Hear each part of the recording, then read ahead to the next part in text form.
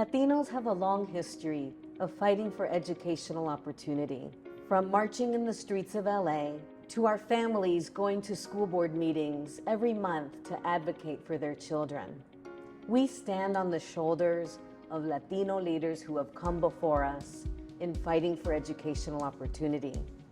Unfortunately, however, we are still often overlooked. Our community's voice is too often unheard, and we are not adequately represented in our classrooms, in school administration, and at the board level of education nonprofits.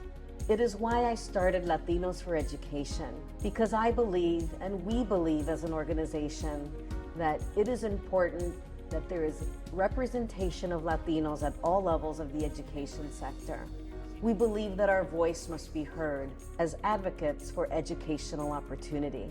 We have grown from coast to coast, from Massachusetts to Texas to California and Washington, D.C. But it all started here in Massachusetts. Don't worry, we're not going anywhere. We are here to stay because the work continues and our commitment to educational opportunity for the Latino children of Massachusetts does not waver. I could not be more proud of the work that we have done. We have been committed to providing opportunity through the leadership of Latinos in the education sector. Since the launch of our work here in Massachusetts, we have offered our fellowships to over 150 Latinos in education. Through our Aspiring Latino Leader Fellowship and our Latino Board Fellowship, we are increasing the representation of Latinos at all levels in the education sector. It is through our fellowships that Latino educators have been able to accelerate their leadership, raise their voices from the classroom to the boardroom, and have been able to create strong networks that we know are so important to accelerating one's leadership. The past 2 years in particular have shown the importance of these fellowship programs as our country's schools continue to lose teachers. It has never been more important to ensure the recruitment of the next generation of Latino educators, an effort I am proud to lead in the Commonwealth.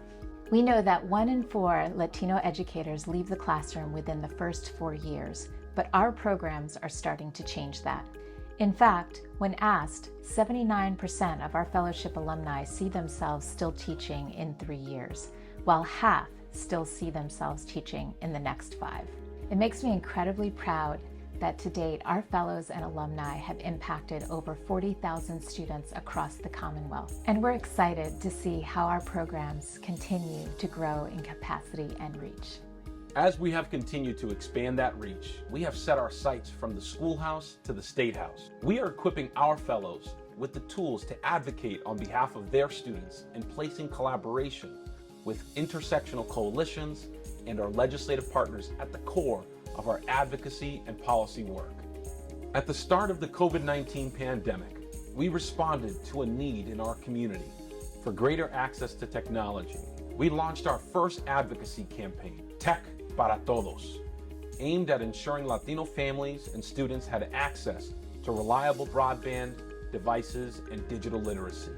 Through collective advocacy and deep partnerships, we were able to file the Educator Diversity Act, landmark legislation aimed at increasing the recruitment and the retention of diverse educators. In total, we were able to garner over 60 co-sponsors and champions of this legislation in the Massachusetts legislature, and our work to pass this bill continues with renewed support.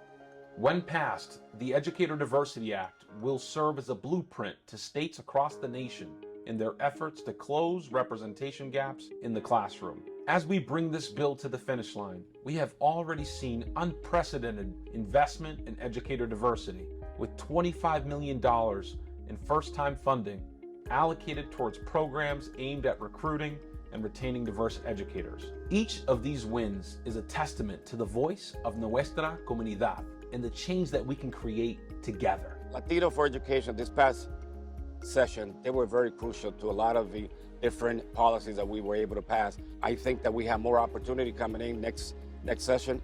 We just elected 6 new more Latinos coming into the legislature. Now we have a body of about 12 to 14 Latinos elected officials all across the state of Massachusetts, and working in partnership Latinos for Education will help us enhance the power that Latinos have in this community and in this Commonwealth. We have learned a lot from our Latinos for Education familia over the last 5 years. Our work will continue to expand in Houston with a focus on ensuring family voice in decision-making. This year, we grew our national policy and advocacy team. It is our intent that at a national level, the voices of Latinos will be galvanized in support of educational opportunity for all children and families. With the growing team, we will be able to increase our impact, but we can't do that alone. We look forward to the work that we will do together.